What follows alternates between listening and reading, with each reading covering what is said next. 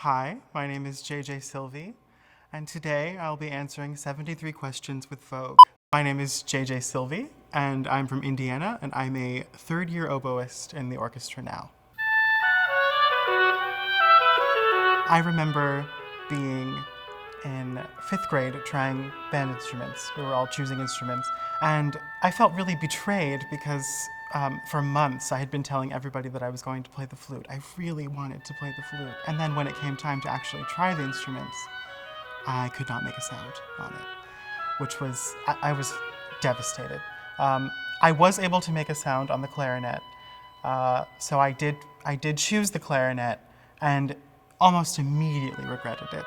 I had heard a recording, really it must have been like not even a month after I started on the clarinet. I had heard the oboe, and I was consciously hearing the oboe for the first time, and I was really impressed and overcome by this sort of long, nasal, in a charming way, ancient sound. It sounded older than anything and so sorrowful and so immediate. And I knew that I had to be part of that.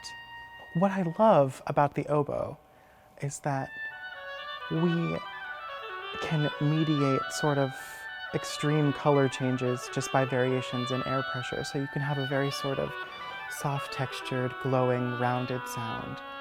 Or you can sort of turn on the heat and increase the pressure and sort of expose the core of the sound. And that's when you get something that's sort of earthy and vibrant and electric. And I love this very much, and you absolutely need the full palette. And I think that this is so like singing. It's something that is so communicative about the oboe and its sound quality, that humanity of it, that makes it so similar to the voice. I think one of the greatest strengths of tone is that we, for one thing, get to speak about the music that we play. I think that's incredibly important, that level of audience interaction.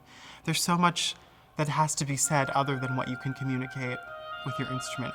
Another fantastic thing about tone is that we play so much music that has gone unheard.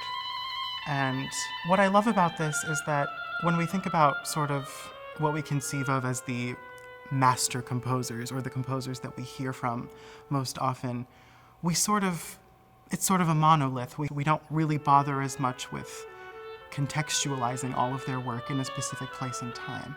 But with the music we play, because we're not that familiar with it, we're actually forced to reckon with the question of, well, why wasn't this heard? What was going on at this time?